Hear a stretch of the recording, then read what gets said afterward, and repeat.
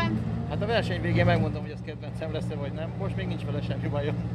A prologtól mit vártok? Milyen időt szeretnétek menni? Hát itt nem igazán az időre megy a történet, hanem a nézők szórakoztatására.